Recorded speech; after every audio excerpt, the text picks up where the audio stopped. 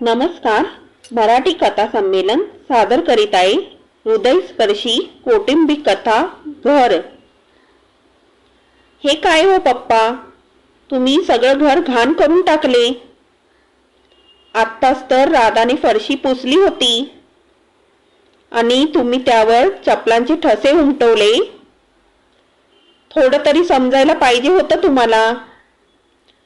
तुम्ही काही लहान नाही आता.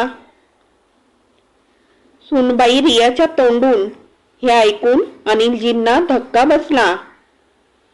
पोलीसच्या नोकरीत त्यांच्या एका आवाजाने अपराधी थरथर कापत असत आणि आज त्यांची सून त्यांच्याच घरात त्यांना इतके ऐकवत होती. तेवढ्यात त्यांच्या पत्नीने त्यांना सोप्यावर बसवत म्हणाली, काही हरकत नाही, सुनेचे बोलणे काय मनावर घ्यायचे. फक्त तोंडाने फटकळ आहे, तसं तिच्या मनात काही नसतं हो. अनिलजींनी पत्नी रमाकडे बघितले, जसे ते विचारत होते डोळ्यांनी, खरंच का? आणि त्यांच्या होठांवर हसू तरळले, पण डोळ्यांच्या कडा ओलावल्या. सोप्यावर बसून ते विचार करत होते की किती प्रेमाने हे घर बांधले होते आपण. एक एक वीट आपल्या मनाप्रमाणे रचली होती या घराची, जेणेकरून निवृत्तीनंतर आपण पती पत्नी सर्व सोयी सुविधांनी युक्त घरात आरामात राहू. परंतु आज सर्व जग त्यांच्या खोलीपर्यंत मर्यादित झाले होते. खोलीतून बाहेर निघावे तर किती ऐकावे लागते त्यांना. हॉलमध्ये शेकोटी पेटवण्यासाठी आवडीने भिंतीत चिमणी फायरप्लेस बसवली होती की थंडीच्या दिवसात तेथे शेकोटी पेटवून शेकत रमासह भाजले शेंगा खाऊ. पण काय हिम्मत की सुनबाई थंडीत शेकोटी पेटवू देईल. म्हणायची की सर्व घरात राखीचे कण पसरतील. मग ती चिमणी तशीच रंगवलेली दिसायची, एकदम नव्यासारखी, कारण सुनेला ती तशीच आवडायची. हा सर्व विचार करतच होते की हातात कॉफीचा मग घेऊन रमा त्यांच्याजवळ येऊन बसल्या. त्या आपल्या पतीला चांगले ओळखून होत्या. त्यांना चांगले माहीत होते की ते आता रागावले होते आणि त्यांच्या हातची कॉफी पिऊन त्यांचा राग शांत होऊन जाईल. रमा पण काय करेल, पती आणि मुलगा सोमेश यांच्या प्रेमात अडकलेली एक भारतीय स्त्रीच होती ती. दोन्ही बाजू सांभाळत दिवस काढत होती. कधी मुलाचे ऐकायच्या तर कधी पतीचे. एक दिवस सकाळी फिरून आल्यावर दोघे पती पत्नी लॉनवर बसले होते. नोकर चहा ठेवून गेला. 2 ऐवजी चहाचे 3 कप बघून त्यांना थोडं वेगळं वाटलं, कारण त्यांच्याशिवाय फक्त सोमेश चहा पीत असे आणि तो त्यांच्यासोबत कधी चहा पीत नसे. त्याने त्यांच्यासोबत बसणं कधीच सोडलं होतं.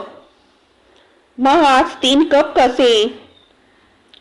तेवढ्या सोमेश तेथे येऊन बसला, सोबत चहा पिऊ लागला. पण एक अजब शांतता पसरली होती. हा तोच सोमेश होता ज्याचे लहानपणी बोलणंच संपत नव्हतं. अनिलजी किती थकलेले असो, सोमेश सोबत खेळत असायचे.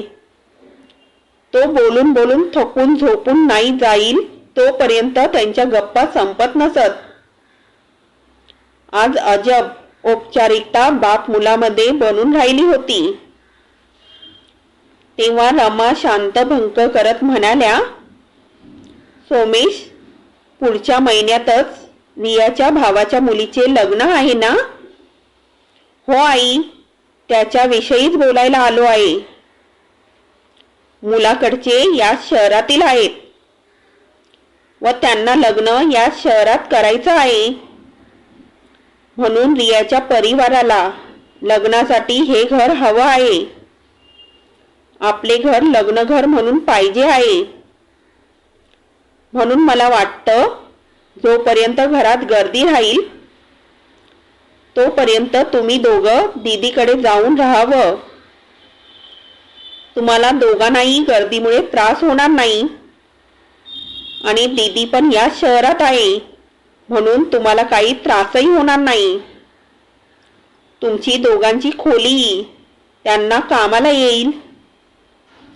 हे ऐकून अनिलजी रागाने लाल झाले. तरी आपला आवाज नॉर्मल ठेवत म्हणाले,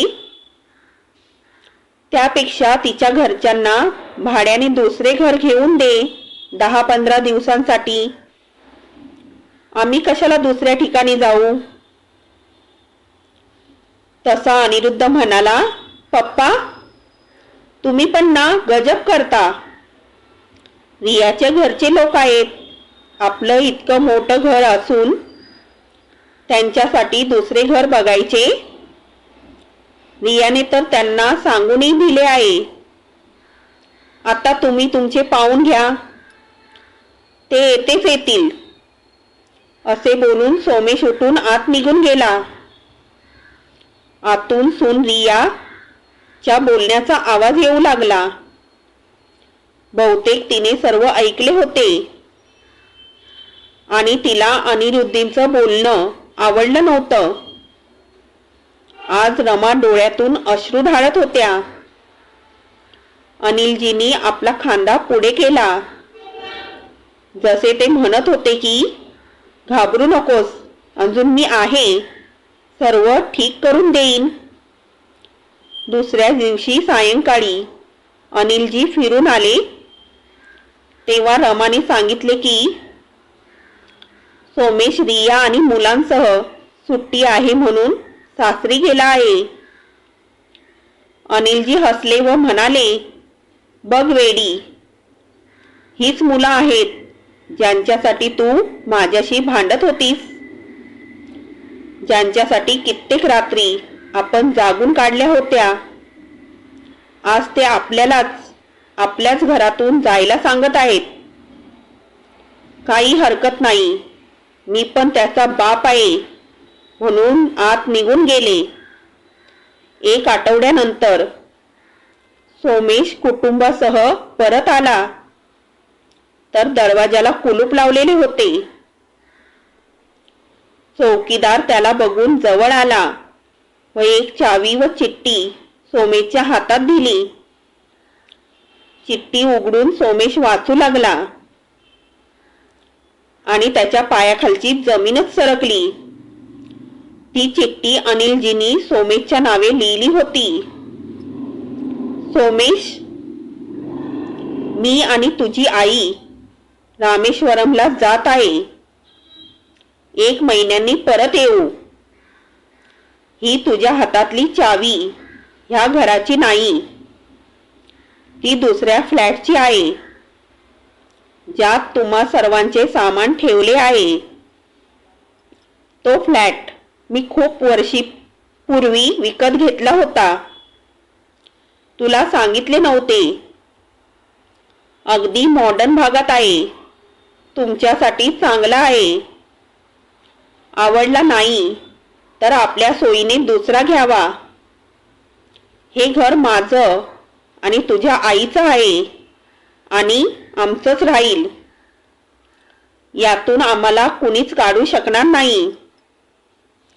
आतापर्यंत सर्व काही सहन करत होतो कारण तुझी आई खुश राहावी, परंतु तुझ्या बोलण्यामुळे तिच्या डोळ्यात पाणी आलेलं मी सहन करणार नाही.